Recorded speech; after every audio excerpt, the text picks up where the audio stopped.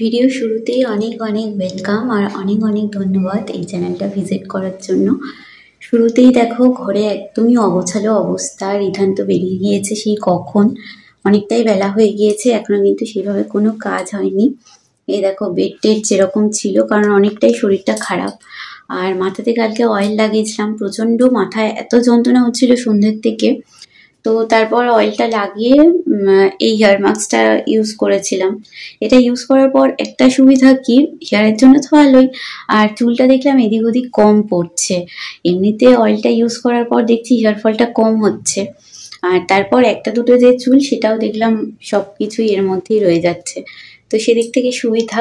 তো চলো ঝটপট এই ঘরের একদমই অগোছালো অবস্থা কাজগুলো করি, অনেকটা বেলা হয়েছে এডিটিং করতে করতে। এবার তোমাদেরকে সঙ্গে করে আমার কাজগুলো সব করতে থাকবো। আজ অনেকটাই দেরি হয়ে গেছে আর অনেকটাই লেট, জানো তো। তারপরেও কিন্তু এই কাজগুলো আমি কোনো মতেই ফেলে রাখতে পারি না। এই কাজগুলো যেন না করলে একেবারে নিজেরই কেমন একটা জানি অস্বস্তিকর লাগে। তাই কিন্তু সবার আগে যত দেরিই হোক না কেন বেডটা আমি খুব ভালো করে ক্লিন করে নিই। আর আজকে দেখো বিছানার চাদরটা চেঞ্জ করলাম, তার কারণ অনেকদিন ধরেই নোংরা হয়েছিল। অনেকদিন বলবো না, এই কদিন হবে, ৩-৪ দিন হবে হয়তো পাতা রয়েছিল। তো খুব বেশি দিন আমি বিছানার চাদর রাখি না, কারণ ঘরে একটা ছোট বাচ্চা রয়েছে, সে কিন্তু উঠতে বসতে কিন্তু সবসময়তেই বিছানাতে খেলাধুলো করে, যার জন্যই নোংরা হয়। আর আমি কিন্তু একেবারে দেখো বালিশের কভারগুলোও চেঞ্জ করে দিচ্ছি, কদিন ধরেই মাথাতে অয়েলটা লাগাচ্ছি, তো যার জন্যই কভারগুলোও নোংরা হয়েছে। আর দেখবে বেডশিটের সঙ্গে সঙ্গে বেডের এই বালিশের যে কভারগুলো, এগুলো যদি একই রকমের হয় না, তাহলে দেখতেও বেশ মানানসই লাগে, দেখতে বেশ ভালো লাগে। তো যার জন্য একেবারে চেঞ্জ করে দিলাম দেখো। আর এই কাজগুলো যেগুলো আমি করি না একদম মন থেকে ভালোবেসে, কেউ কিন্তু আমাকে ফোর্স করে না। আমার কিন্তু এখানে শাশুড়ি নেই, বলারও নেই। আর সত্যি কথা বলতে আমার শাশুড়ি মা বলেও না ওইভাবে। অনেকেই শুনি, অনেকেই বলে যে তোর তো একারই সংসার, একাই সব কিছু, কোনো কিছু নেই, শাশুড়ি নেই, কেউ নেই, তুই তাহলে তো নিজের মতন নিজে গুছিয়ে করে করতে পারিস। কিন্তু সত্যি কথা বলতে আমি পারি না গো ওইভাবে থাকতে। নিজে কিন্তু যতটা পরিষ্কারভাবে থাকি, আমার ঘরটাকেও আমি চেষ্টা করি ওইভাবেই সুন্দর করে সবকিছু গুছিয়ে রাখার। তারপর জানো তো, আজকে আর কোনো কিছু তোমাদের সঙ্গে শেয়ার করা হয়নি। প্রচন্ড তাড়াতাড়ি করে কাজগুলো করে দেখছি যে প্রচুর জোরে বৃষ্টি চলে এসছে। তো বৃষ্টির মধ্যে কি অবস্থা দেখো, রাস্তাতে জল জমে গিয়েছে একেবারে। চলে যাচ্ছি এখন ছেলেকে আনতে। তো ছেলেকে স্কুল থেকে এনে খাইয়ে দাইয়ে দিয়ে ও কিন্তু ওর পড়া করে নিয়েছিল, আন্টির কাছে যাবে বলে। তো ও এখন রেডি পুরো, ওর বাবা আসছে কাজ থেকে এসেই কিন্তু ওকে পড়তে দিয়ে আসবে। তো ও চলে গিয়েছে, তারপর আমি দেখো ওপরে এসে সিমাইটা করে নিচ্ছি। অনেকটাই দুধ জমে গিয়েছিল জানো তো, তো ভাবলাম যে একটু সিমাই করি। আর সিমাইটা করলে না বেশ দেখবে একটু কাজু কিশমিশ ওপর দিয়ে ছড়িয়ে দিলে বেশ খেতেও ভালো লাগে। তো আমি এই কাটতে কাটতে ২-৪টে মুখে দিয়ে নিচ্ছিলাম, মানে খুবই ভালো লাগে কাজুটা খেতে। আর এই কাজুটা না একদম ফ্রেশ ছিল। তো দেখো একটুখানি আমার কাছে যা ড্রাই ফ্রুট ছিল সেটাই কিন্তু কুচিয়ে নিয়েছি। আর এই যে এটা ভালোভাবে নামিয়ে নিচ্ছি। আর এই সিমাইটা না তোমরা যখনই করবে একটু ঘিয়ে ভেজে নেবে। ঘিয়ে ভাজলে পরে এর টেস্টটা কিন্তু একদম অন্যরকম আসে। তারপর দেখো ওপর দিয়ে আমি একটু ছড়িয়ে নিচ্ছি ড্রাই ফ্রুট। আর রিধান যদিও বা এগুলো খায় না, ওকে একটু বেছেই দিয়ে দেবো। আর ওর বাবা কিন্তু এগুলো বেশ পছন্দ করে। তো দেখো একদম রেডি হয়ে গেছে। তো চলো এটাকে আবার রেখে দেবো ঠান্ডা হওয়ার জন্য। তো ততক্ষণে দেখো রিধান চলে এসছে, ওর বাবার সঙ্গে পড়তে থেকে আসার সময় একটা জিলিপির দোকান দেখে এগুলো নিয়ে এসছে। এই যে কটকটি জিলিপি, এগুলো কিন্তু ওর বাবার সঙ্গে সঙ্গে রিধানও খেতে খুব পছন্দ করে। কিন্তু আমি কেন জানি না, আমার খুব একটা সেইভাবে এটা পছন্দ নয়। তো দেখো ওকে একটা প্লেটের মধ্যে তুলে দিয়ে দিচ্ছি একটু জিলিপি আর ওই কটকটি। ও এসে খাবে বলল। আর আমার হাতের মধ্যে দেখো ঘাম মুছতে মুছতেই সিঁদুরের একটু দাগ লেগে গেছিল। ও ভাবছে বোধহয় আমার কেটে গিয়েছে, সঙ্গে সঙ্গে ছুটে গিয়ে বোরোলিন নিয়ে এসে আমার হাতে লাগিয়ে দিচ্ছে। ও কিন্তু খুব কেয়ারিং। শুধুমাত্র আমার যে কেয়ার নেয় তা কিন্তু নয়, যে কারোরই কিছু হোক না কেন ও কিন্তু সঙ্গে সঙ্গে কেটে যাওয়া জায়গাটা বলো, মলম লাগানো থেকে শুরু করে সবকিছুই করে। বাজে এখন ওই 8:30 মতন, এখন রান্না বসাবো। আজকে সারাটা দিন তো তোমাদের সঙ্গে ভিডিও শেয়ার করতে পারিনি ঠিক করে, অনেক জামা কাপড় জমে রয়েছে, তার কারণ এত বৃষ্টি হয়েছে কাচাকুচি আর করতে পারিনি। আর এদিকে দেখো ডিম বসিয়েছি, আজকে করবো হচ্ছে ডিমের ঝোল আর ভাত। তো ভাতটাও একবারে বসিয়ে দেবো, দুদিকে রান্নাটা করে দিতে হবে তাড়াতাড়ি হবে,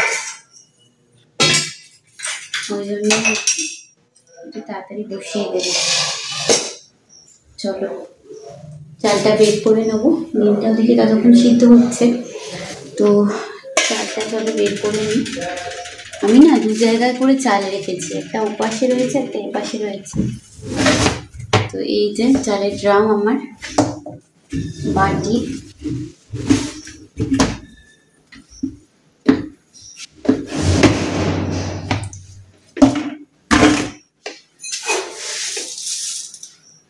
দেড় বাটি চাল নিলে আমাদের হয়ে যায় তিনজনের। এই যে দেড় বাটির মতন চাল নিলাম, কিছুটা চাল এই যে এরকম ভাবে রেখে দেবো।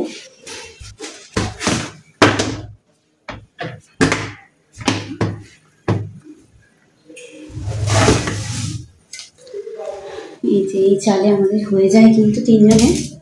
চালটা তাহলে এবার ধুয়ে নিই। এদিকে দেখো চালটা কিন্তু খুব ভালোভাবে ধুয়ে নিচ্ছি। আর চালটা না আমার এই বাড়িতে আসার পর থেকে দেখছি জলের কারণে নোংরাটা না খুব তাড়াতাড়ি বেরিয়ে যায়। আগে যেরকম চাল ধুয়েই যেতাম আর নোংরা বেরিয়েই যেত, এই জলটা এমনই না, জামা কাপড়ও কিন্তু এতে ভীষণ পরিষ্কার হয়। তো তারপর দেখো আমরা কিন্তু এই জলে কোনো কিছুই রান্না করি না, যেহেতু জলটা একটু মানে ফেনা ফেনা মতন। তো আমি এখানে দেখো ড্রাম থেকে জল নিয়ে নিচ্ছি। আর কত বোতল জমা করেছে দেখেছো, আমার বর বোতলগুলো বলে গুছিয়ে রেখে দিতে। ওই মাঠে খেলতে যায়, নিয়ে যায়, ওর প্রচন্ড ভাবেই কাজে লাগে, তার জন্যই। ততক্ষণে রিদানের পাপা চলে এসেছিল, আর ওর বাবা আসা মানেই কিন্তু আমার অনেকটাই কাজে হেল্প করা। তো ও দেখো আমাকে পেঁয়াজ আর টমেটো আলুটা কেটে দিয়ে বলল যে তাড়াতাড়ি করে রান্নাটা করে নিতে। তো ও থাকলেই কাটাকুটি বলো রান্না বলো অনেক কিছুতে হেল্প করে দেয়। তো এখানে দেখো আমার কিন্তু এটা খুব ভালো লাগে খেতে, এটা কিন্তু ট্রেনেও বিক্রি হয়। অনেক সময় আমরা দূরে কোথাও গেলে এই জিনিসটা কিনে খাই, এটা কিন্তু সাবুরই তৈরি আর খেতে এত টেস্ট লাগে কি বলবো।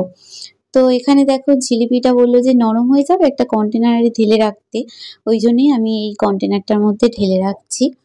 তো দেখো ভালোভাবে আটকে রাখতে হবে, না তো কিন্তু নরম হয়ে যাবে, আর নরম হয়ে গেলে একদম ভালো লাগে না। আর সত্যি কথা বলতে জিলিপিতে এত মিষ্টি থাকে আমার খুব একটা বেশি পছন্দ নয়। আর মাকে আজকে এটা প্রসাদ দেওয়া হয়েছিল, ওটাই তুলে রাখা হয়েছিল। তো চলো এটাই বসে বসে এখন খাবো। ওই রান্না ওদিকে হচ্ছে, রান্না বলতে ডিমটা সিদ্ধ হলে তারপর কিন্তু তরকারিটা তাড়াতাড়ি করে বসিয়ে দেবো। আর যেহেতু কাটাকুটি রয়েছে তাই কোনো টেনশন নেই, রিল্যাক্সে বসে বসে দেখো খাচ্ছি আমি।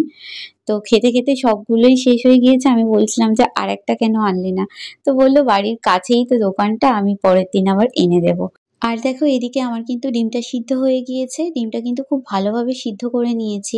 অনেক সময় না ডিম ভালোভাবে সিদ্ধ না হলে এর গাগুলো খুলতে চায় না, মানে উঠে বেরিয়ে চলে যায় সাদা অংশগুলো। তো তার জন্য একটু ভালো করে সিদ্ধ করে নেওয়া। আর জানো তো বিয়ের আগে আগে আমি যে রান্নাটা সব থেকে ভালো পারতাম সেটা হচ্ছে এই ডিমের তরকারি। ডিমের তরকারি করতে বললে কেউ যদি আমাকে বলতো যে রান্না করো, আমি ডিমই করতাম। মানে ডিম ছাড়া আর কিছু করতেই পারতাম না, ওটাই তখন নতুন নতুন শিখেছিলাম। আর এখন তো অনেক রান্নাই শিখে গিয়েছি, কোনো অসুবিধা নেই। আর এখন যদি কেউ আমাকে বলে যে ডিম করতে, বলবো ডিম ডিম আর কি এমন কি। মানে আগে ডিম করতে বললে আমি এক পায়ে খাড়া হয়ে যেতাম, কারণ সবে সবে রান্না শিখেছিলাম।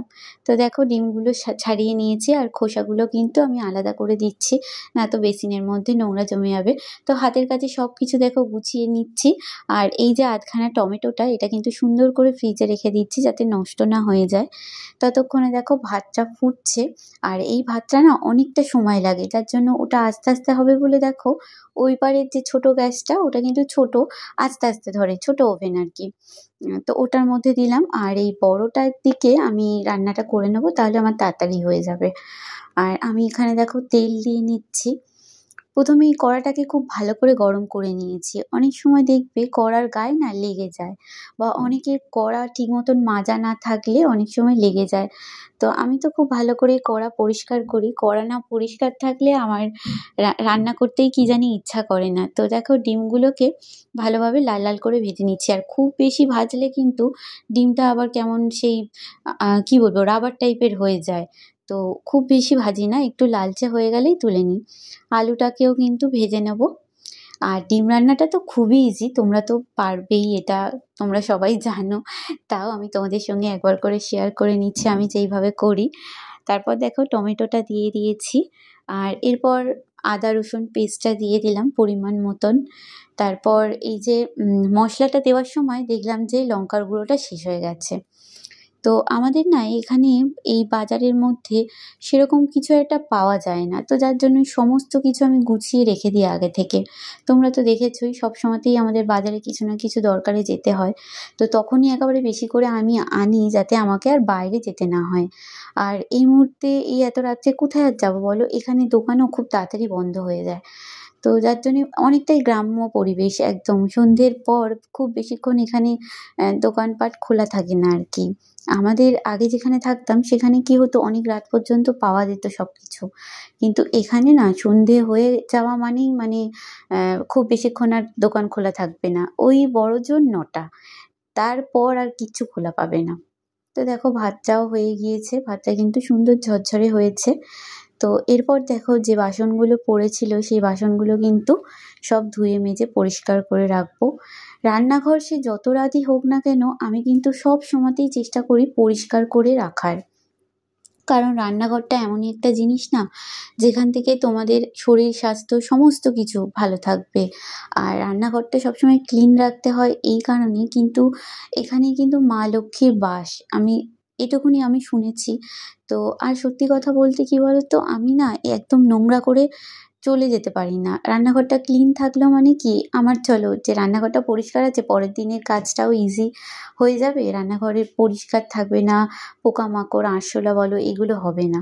তো এই কারণেই আমি কিন্তু প্রত্যেকটা দিন মানে তেল চিটে যাতে না হয়, সরি, তেল চিটে ব্যাপারটা যাতে না হয় তার জন্য কিন্তু প্রত্যেকটা দিন আমি গ্যাস ওভেন থেকে শুরু করে সামনে যে দেওয়ালটা থাকে সেটা পর্যন্ত খুব ভালো করে পরিষ্কার করে নিই। তো ততক্ষণে দেখবো যে ডিমটা রান্না হয়েছে কিনা, দেখলাম আলুটা একটু বাকি আছে, তো চলো আরেকটু ঢেকে রাখি। আর তারপর দেখো বরকে ডেকে ডেকে তুলতে হলো, ও তো শুয়ে ঘুমিয়েই পড়েছিল। আর সন্ধেবেলা যেহেতু ওই হাবজি জাবজি খেয়েছে যার জন্য ওদের পেটে খিদেটাও কম ছিল, তো ওই ডেকে ডেকে তুলে দুজনে একসঙ্গে খেতে বসে পড়েছিলাম। 10:30 বেজে গিয়েছে, গুড নাইট বলার সময় হয়ে গিয়েছে। আর এখানে দেখো যা জামা কাপড় ছিল এইমাত্র নিয়ে গিয়ে ভিজিয়ে দিয়ে আসলাম। রাত্রে ভিজিয়ে দিলে কি হয় জানো তো, সব যা নোংরা থাকে সব বেরিয়ে যায়, আর সময়টাও অনেকটা বেঁচে যায় আর কি, সেভ হয়। তো তার জন্য কিন্তু রাত্রে করে ভিজিয়ে দিই, এখন সকালবেলা উঠে জামা কাপড়গুলো ধুতে খুব সুবিধা হয়ে যায়। আর রান্নাঘরের কাজও কিন্তু কমপ্লিট, রান্নাঘরটাও কিন্তু একদম পরিষ্কার হয়ে গিয়েছে দেখো। তো চলো আজকে এই পর্যন্তই, কাল আবার দেখা হচ্ছে তোমাদের সঙ্গে নতুন একটা ভিডিওতে। সবাই খুব ভালো থেকো, সুস্থ থেকো, টাটা, গুড নাইট।